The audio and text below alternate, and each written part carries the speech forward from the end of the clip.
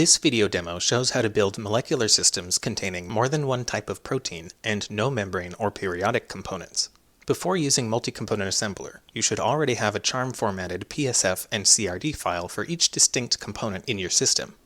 Usually, these files can be generated by PDB Reader, Glycan Reader and Modeler, and Ligand Reader and Modeler. This video assumes that you are already familiar with these charm GUI modules. If you are not, you should first watch the video demos for those modules before continuing. For molecules already described in the charm force field, multi-component assembler only requires the charm PSF and CRD files of each component. Otherwise, any additional topologies and parameters must be included. In this video, we will show how to assemble systems in the first case. Our first system will contain three types of proteins that are already well described by the charm force field: ubiquitin 1UBQ, filin 1VII, and the B1 domain of streptococcal protein G, 3GB1. Previous studies have used these proteins to examine the effects of protein crowding at different protein concentrations. To begin, we first build one copy of each protein using PDB Reader to obtain the PSF and CRD files needed by multi-component assembler. To build ubiquitin, go to PDB Reader, type 1UBQ, and click Next. For molecules containing crystal water, we can choose whether to include the water in our model. Multi-component assembler can handle models containing water, so feel free to include the water chains if the initial position of water is important for your study, then click Next. If we want to make amino acid substitutions or other modifications, this is where we would do it, but in this demo we will simply click Next to obtain the PSF and CRD files of the unmodified ubiquitin structure. Because ubiquitin is a small protein, it should take less than a minute for PDB Reader to finish processing this structure. However, if your system contains many large proteins, you may want to build each one in a separate window and use the Job IDs page in your user profile to check the status of each protein. While we wait for 1UBQ to finish, we'll build the structures of the other two proteins.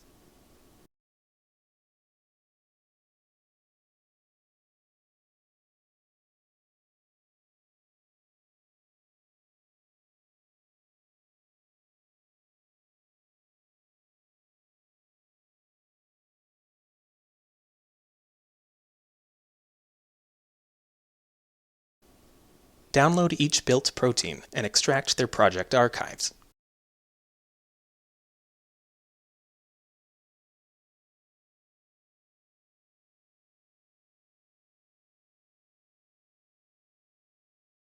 Because none of these proteins required any additional topologies or parameters, we only need to keep the PSF and CRD files. Multi-component assembler uses the file name to distinguish components from each other, so you should rename the PSF and CRD files to something descriptive. Make sure that the PSF and CRD files use the same name before the file extension.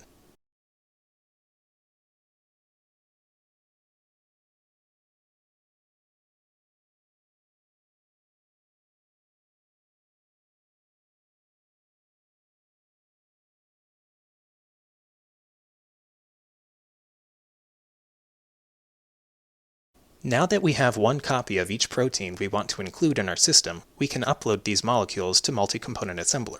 Simply drag and drop the PSF and CRD pairs into the file upload area and click Next. After multi-component assembler uploads the files to the charm GUI server, it calculates a few important details about each component, including the molecular length, volume, charge, and number of residues. The Step 1 page shows options to control the system size and amount of each component. While system setup is easiest if you already know the target system size and number of molecules, multi-component assembler provides volume fraction and component ratio options to guide you through selecting an appropriate system size and composition. If we click the Calculate System Size button with the default options, we are shown the calculated volume fraction and recommendations for the minimum side and maximum volume fraction. Multi-component assembler calculates the volume fraction as the sum of component volumes divided by the total system size. The minimum recommended side length is chosen by adding the standard non-bond cutoff distance of 12 angstroms to the length of the largest component to ensure that no component interacts with its own image.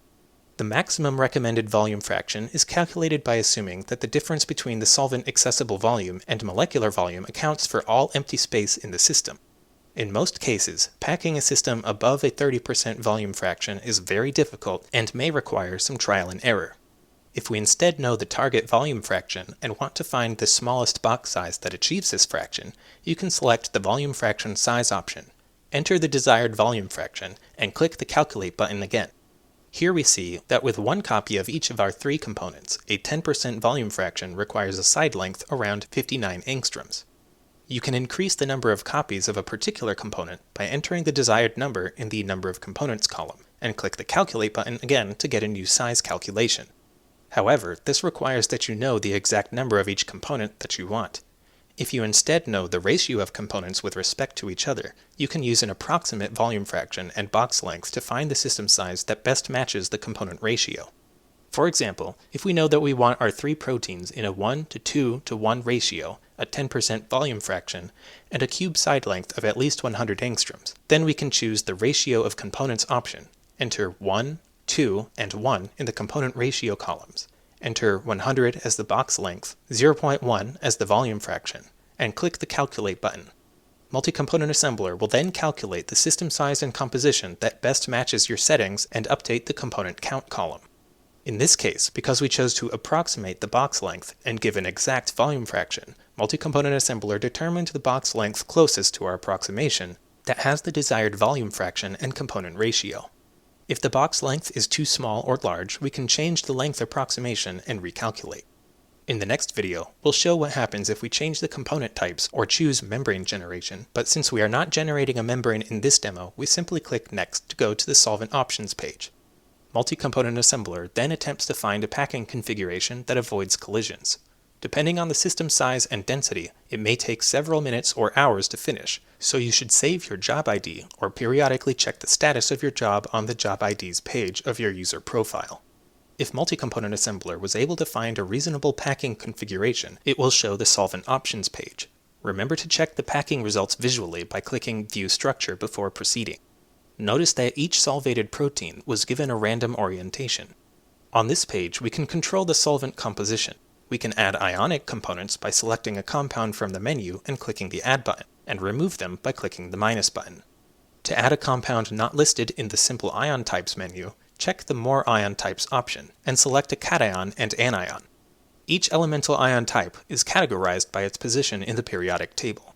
The list also includes most of the charm force field's polyatomic ions that have fewer than 10 atoms. You can also select a different anion or cation in the compound list below. If you have more than one ionic compound, you should select which compound will be used to neutralize the system charge. If molecular packing results in a positive or negative system charge, ions from this selection will be used to neutralize the system, even if the concentration is set to 0.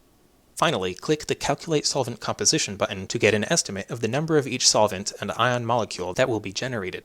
In a later demo, we will show how to adjust non-ionic solvent density or concentration, but for now, click the Next button to assemble the solvent and non-solvent components into one system.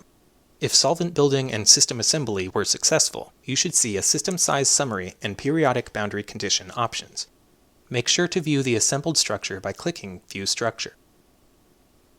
Note that it is normal for some components of our cubic system to cross the box boundaries, since the molecular system is modeled as a periodic system along each dimension. If you pay close attention, you will notice that every protruding protein has a corresponding cutout of water on the opposite side to make room for that protein's image in that direction.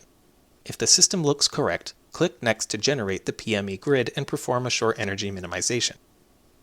Input generation options are the same as in Solution Builder and Membrane Builder. When input generation finishes, click the Download button to download your system. To avoid naming conflicts in the segments of uploaded components, each component copy is given a unique name. To see how each component was renamed, you can look at the Rename Map text file. The general naming scheme uses 3 letters to distinguish uploaded components, and the following numbers to distinguish copies of the same component.